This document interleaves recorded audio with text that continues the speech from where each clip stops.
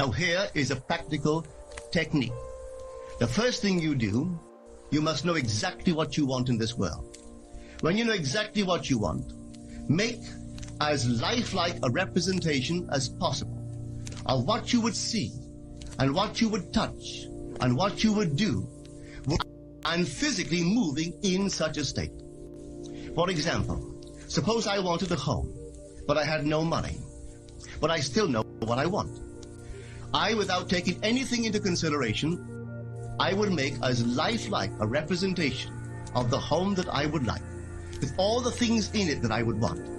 And then, this night, as I would go to bed, I would, in a drowsy, sleepy state, the state that borders upon sleep, I would imagine that I am actually in such a house, that were I to step off the bed, I would step upon the floor of that house. Were I to leave this room, I would enter the room that is adjacent to my imagined room in that house. And while I am touching the furniture and feeling it to be solidly real, and while I am moving from one room to the other in my imaginary house, I would go sound asleep in that state. And I know that in a way I could not consciously devise, I would realize my house. I have seen it work time and time again.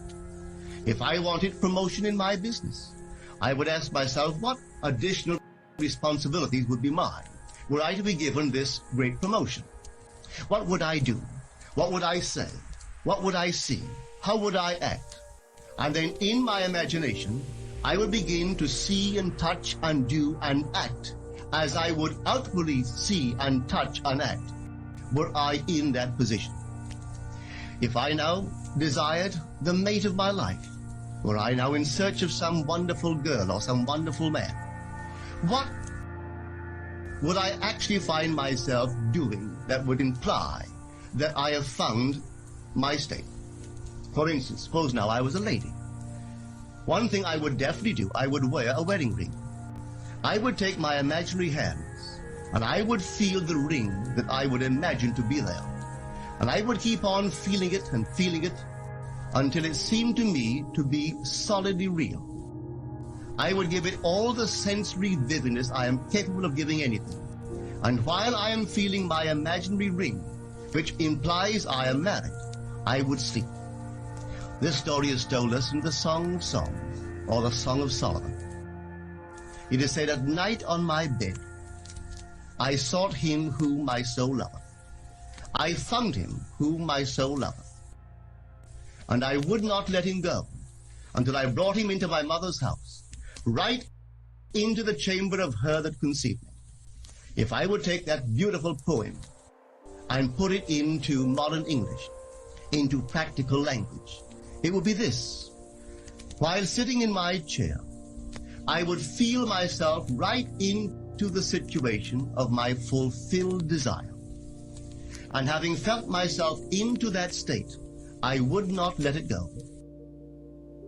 I would keep that mood alive, and in that mood, I would sleep. That is, taking it right into my mother's chamber, into the chamber of her that conceived me.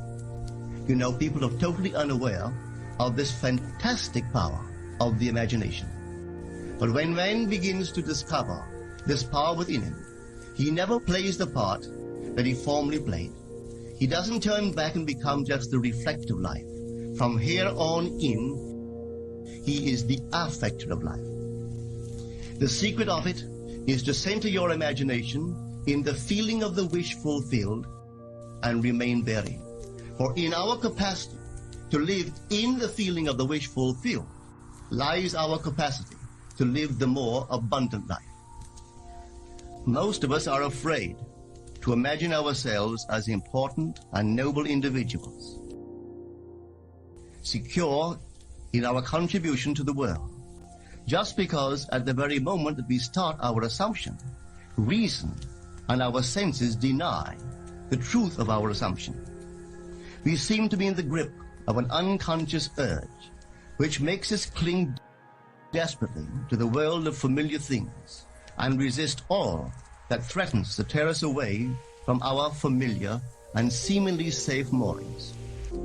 but I appeal to you to try it.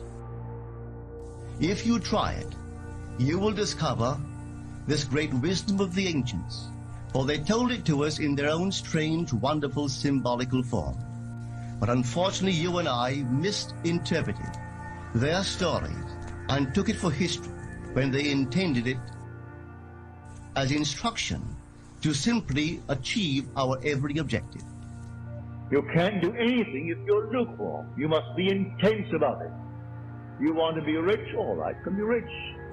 You want to be known? You can be known. No matter what you want, but you must be intense about it. And then commune with your own heart upon your bed, and then let it drop. So I say to everyone here, believe me, your own wonderful I amness, your consciousness, your wonderful human imagination, that is God. And all that you behold, though it appears without, it is within, in your imagination, of which this world of mortality is but a shadow. So you can change the shadow if you change the object, for you are the light. He said, I am the light of the world. Change the object that you're holding within yourself and identifying yourself with it. Change that object, you're lighting up, and you'll cast a new shadow upon the world. So you say, I am, and you name it, and then you say, I am unemployed. No, I am gainfully employed, making more than I've ever made before. Don't ask yourself how, why, and through whom. That is not your conscious reasoning mind's concern. If you take the intellectual background, the educational background of those who are making top money in the theatrical world, I doubt that they could pass any college examination. I don't think they could pass any entrance examination to college. Yet they're making $1 million, $2 million a year. Do you think Bob Hope could pass today's examination for entrance into college?